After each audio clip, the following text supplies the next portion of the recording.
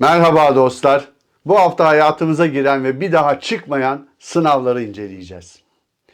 Büyük bir kara delik gibi tüm öğrenim süreçlerini içine alarak bir anlamda yok eden sınavlar. Bazıları için söylenecek söz yok. Elbette adil sonuçlar için sınav tek çare olan durumlar da var ama istisnalar kaideyi bozmaz. Yıl milattan önce 4000. Yer Mezopotamya. Sümerler. Namı değer ilk tablet yapımcıları.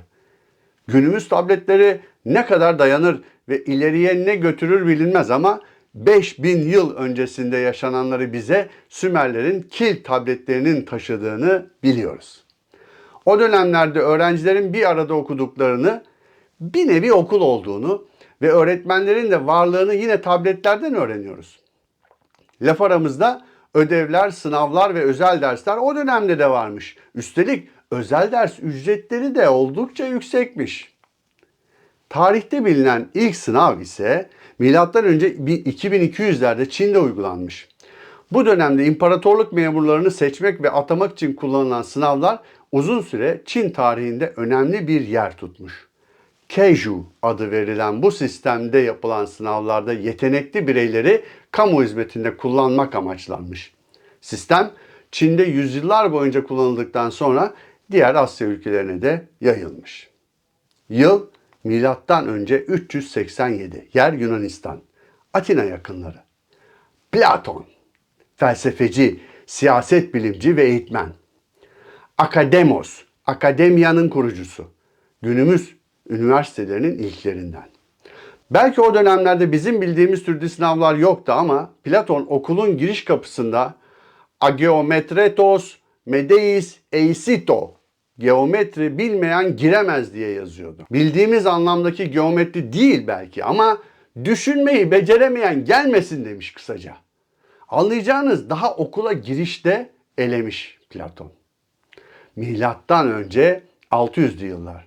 Yer Yunanistan, Lesbos. Midilli Adası. Ünlü kadın şair Sofo. Kızlar için açtığı okulda şiirle aşk usullerini öğretmiş.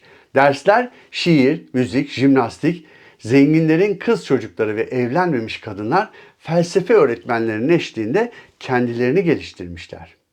Sofo sınav yapıyor muydu? Sınavlarda ne soruyordu? Halen merak konusu. Eski Yunan'da kent kültürlerinin gösterdiği farklılık eğitim anlayışlarına da yansımıştı.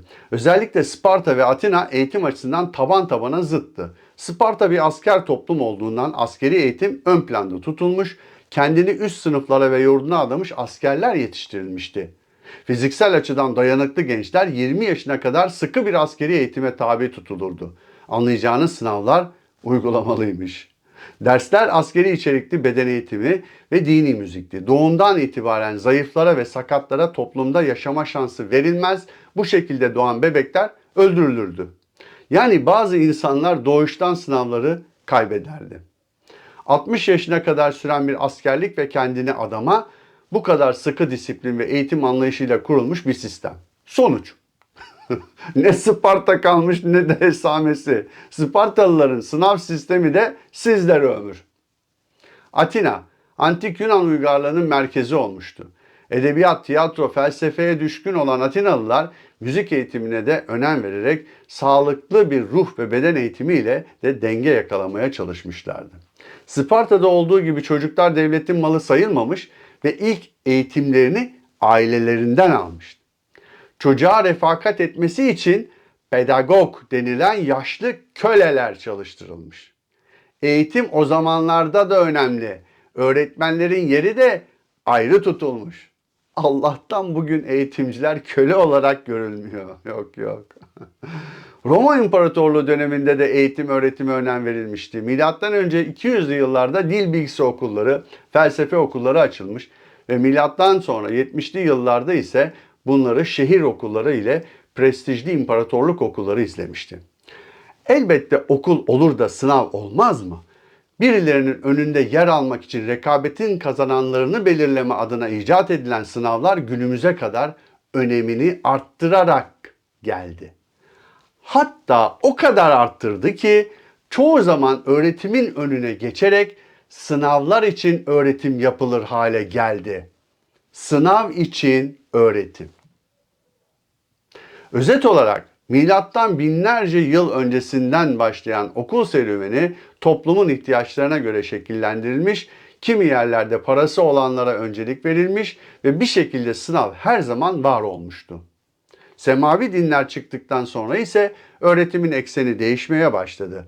Batı'da Hristiyanlık etkisinde dogmatik düşünce yapısının hakim olduğu kilise ve manastırlar ön plana çıkarken Doğu'da da dini okullar eğitimde söz sahibi oldu. Orta Çağ ile birlikte sınavlar artık kutsal kitaplar ve peygamberlerin söylemlerine göre hazırlanmaya başlanmıştı.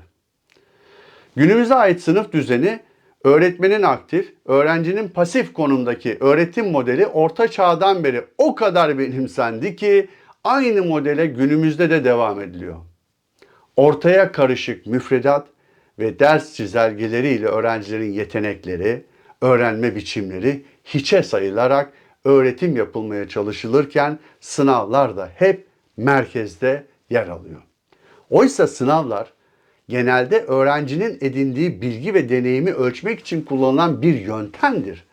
Öğrenimi geliştirmek, eksikliklerin görülmesini sağlayarak tam öğrenmeyi gerçekleştirmek için araç olarak kullanılan bu yöntem maalesef çoktan amaç olmuş durumda. Öyle ya da böyle bu karmaşa içerisinde okullarda öğrenim gören milyarlarca insandan bazıları da elbette başarılı oluyor. Eğer oransal değil de bireysel başarı kabul ediliyorsa sorun yok. Ortaya karışık öğretimden ortaya karışık görece başarı. Akademik başarı ortalaması yüksek bir ülkede 11-12 yaşlarına kadar öğrencilere sınav yapılmaz. Ancak ilkokul seviyesinde öğrencilerin akademik başarısını ölçmek için genellikle resmi sınavlar yerine başka yöntemler kullanılır. Öğretmenler öğrencilerin derslerdeki katılımını, davranışlarını ve ders materyallerini anlama düzeylerini gözlemler. Öğrenciler grup çalışmaları, projeler veya sınıf etkinlikleri gibi yollarla da değerlendirilir. Bunlarla birlikte kısa süreli testler ve küçük sınavlar düzenlenerek öğrencilerin ilerlemesi takip edilir. Bu testler genellikle belirli konuları kapsar ve öğrencilere geri bildirim sağlamak için kullanılır. Öğrencilerin çalışmalarını içeren bir portfolyo yıl boyunca öğrendikleri bilgi ve becerileri sergiler. Yani öğrencilerin akademik gelişimlerini takip etmek için birçok yöntem kullanılabilir. Ortaokula kadar sınav yapılmaması yönetmeliklerde de açıkça belirtilmiştir. Okul öncesi ve ilköğretim kurumları yönetmeliğinde açıkça yazılan ifadeye göre başarının ölçülmesi ve değerlendirilmesi öğretim programlarında belirtilen amaçlar ile kazanımlar esas alınır diyor. Ölçülecek kazanım özelliğine göre ilgili dersin öğretim programında yer alan ölçme ve değerlendirme esaslarına uyulur diyor. İlkokullarda öğrencilerin başarısı gelişim düzeyleri dikkate alınarak öğretmen rehberliğinde gerçekleştirilen ders etkinliklerine katılımları, bireysel ve grupla yapılan etkinliklere katılım gözlem formları, oyun temelli değerlendirmeler ve verilen görevleri yerine getirme amaçlı ölçme araçlarıyla takip edilir diyor. Karnede çok iyi, yeterli ve geliştirilmeli şeklinde gösterilir diyor. Puanlama açıklamalarında da ortaokuldan başlayan ifadeler var. Kısaca ilkokul kısmında sınav lafı yok, puan yok, sınav yok. Peki neden sınav yok? İlkokul öğrencileri sınavlarla karşılaştırıldıklarında stres ve kaygı yaşayabilirler. Özellikle sınavın sonucu öğrenci üzerine baskı oluşturuyorsa bu durum öğrencinin motivasyonunu ve özgüvenini olumsuz etkileyebilir. Sınav odaklı bir eğitim sistemi öğrencilerin öğrenme hevesini ve merakını azaltabilir. Öğrenciler öğrenmeyi keyifli bir süreç olarak görmek yerine sadece sınavlarda başarılı olmak için çalışmaya odaklanabilir. Sınavlar genellikle belirli konular ve kavramlar üzerine yoğunlaşır. Bu durum öğrencilerin yaratıcı düşünme ve problem çözme becerilerini sınırlayabilir.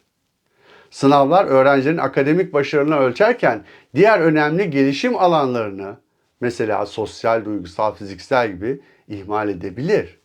Sınav sonuçlarına dayalı olarak öğrencilerin birbiriyle karşılaştırılması öğrenciler arasında rekabet ve kıskançlık yaratabilir. Bu da öğrencilerin psikolojik ve sosyal gelişimini olumsuz etkileyebilir.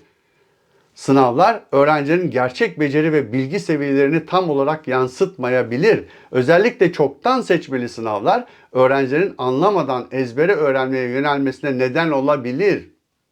İlkokulda sınav yapılmaması önemlidir. Ancak ortaokul öğretmenlerinin ve okul yönetimlerinin bunu akıllarından çıkartmadan ortaokula yeni başlayan öğrencilere yapılacak sınavlara özen göstermesi beklenir.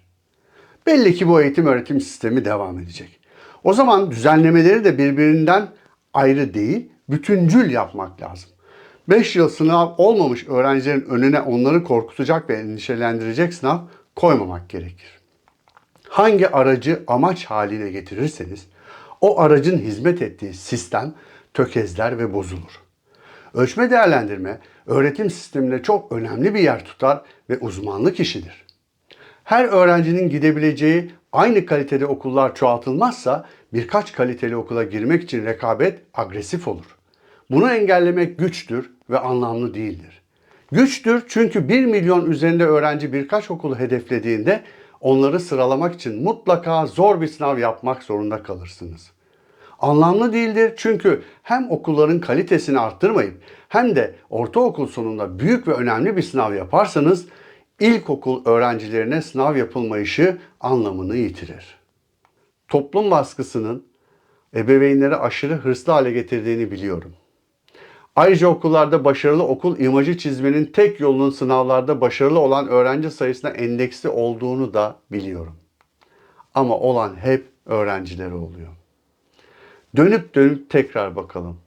Okul ve sınav olmadan öğrenim olmaz mı? Okul sistemi içinde bu başarıyı tadamayanlar, sağlık sorunları, başarısızlık veya uyum sorunları yaşayanlar ise sistem dışı bırakılıyor.